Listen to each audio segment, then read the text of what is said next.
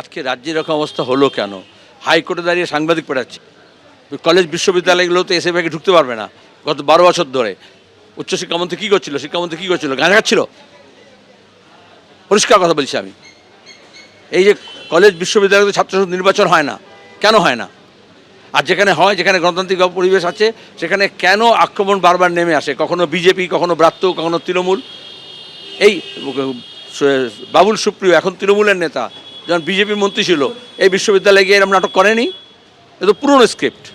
আর এই ঘটনার পর যাদবপুর এইচপির সামনে অবরোধ করা হয়। আর এখন যে ছবি আমরা দেখতে পাচ্ছি, যেটা থানার সামনে একদম অবস্থান বিক্ষোভে বসেছেন বামপন্থী ছাত্র সংগঠনের যারা কর্মীরা রয়েছেন, পড়ুয়ারা রয়েছেন, তারা সেই ছবি আপনারা দেখতে পাচ্ছেন, থানার সামনের ছবি।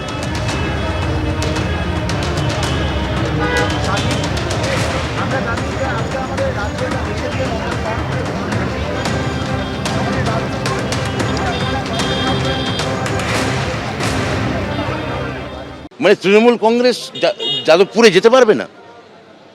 ওয়েবকুপা একটা এজিএম করতে পারবে না? তৃণমূল ছাত্র পরিষদ সংগঠন করতে পারবে না? এটা কি গণতন্ত্র? আমি আজকে আমার বক্তৃতায় বলেছি, ওদের হিম্মত আছে যে বিজেপির শাসিত কোনো রাজত্বে গিয়ে কোনো বিশ্ববিদ্যালয় বিজেপি মণ্ডলের অধ্যাপকরা যেখানে আছেন সেখানে গিয়ে এইরকম বিজেপি অধ্যাপকদের গায়ে হাত দিতে, মন্ত্রীর গাড়ি ভাঙচুর করতে? ওরা পারবেন? কারা আজকে গোটা রাজ্য দেখেছে, কারা আজকে নৈরাজ্য চালিয়েছে এবং কারা ধৈর্য ধরে ওখানে বসেছিল?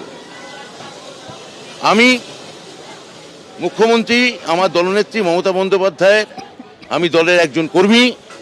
মমতা বন্দ্যোপাধ্যায় গণতন্ত্রে বিশ্বাস করেন, শান্তিতে বিশ্বাস করেন, স্থৈর্যে বিশ্বাস করেন। আমি স্থিরতার সঙ্গে ওদের কথা বলতে চেয়েছিলাম, কিন্তু ওরা কথা বলতে চাননি। ওরা নৈরাজ্য চেয়েছিলেন, বলগাহীন একটা সন্ত্রাস চেয়েছিলেন। এটা খুব উদ্বেগজনক।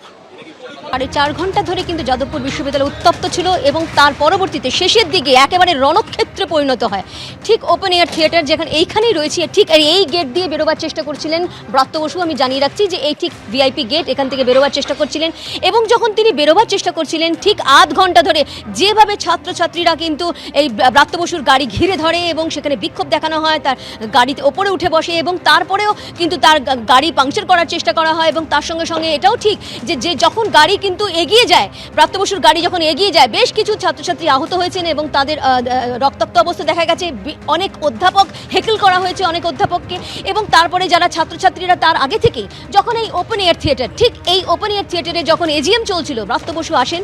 প্রথমে জানিয়ে রাখি যে ব্রাত্য বসু যখন আসছিলেন, ঠিক 2:30টার আগে থেকে, প্রায় 2 ঘন্টা আগে থেকে কিন্তু বিক্ষোভ চলছিল।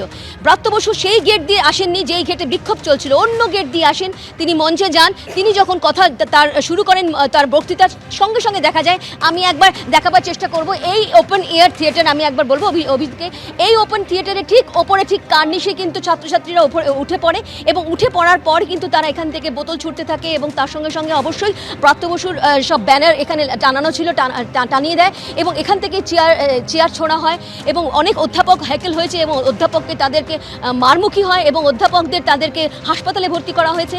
এবং তারপর যখন এই প্রোগ্রাম শেষ হয়, যখন এই এজিএম শেষ হয় এবং যখন ব্রাত্য বসু মঞ্চে বলেন এবং তিনি যাওয়ার চেষ্টা করেন, ঠিক এখানে 4টে থেকে 4:30 পর্যন্ত আধ ঘন্টা একেবারে রণক্ষেত্র বলতে সেই ছবি একেবারে যাদবপুর বিশ্ববিদ্যালয়ে একেবারে মনে হয় যুদ্ধক্ষেত্র, রণক্ষেত্র। এখানে যেন কোনো যুদ্ধ হচ্ছে, ব্যাটলফিল্ড, কেউ কারোর কথা শুনছে না এবং কোনোভাবেই অধ্যাপকরা বিরত করতে পারেননি ছাত্রছাত্রীদের যে তারা এই ধরনের যেন আচরণ না করেন। কিন্তু ছাত্রছাত্রীরাও কিন্তু তারা রীতিমতো এখানে গাড়ি ঘিরে বিক্ষোভ হয়। এখানে ঠিক যেখানে রয়েছি সেখানে আমি দেখতে পাচ্ছি যে বেশ কিছু অনেক জুতো পড়ে রয়েছে, লুকিং গ্লাস পড়ে রয়েছে, টপ যেখানে একদম এখানে পড়ে রয়েছে। একদম রণক্ষেত্রের পরিস্থিতির সৃষ্টি হয়েছিল, সেই ছবি আমরা পর সামনে রেখেছিলাম।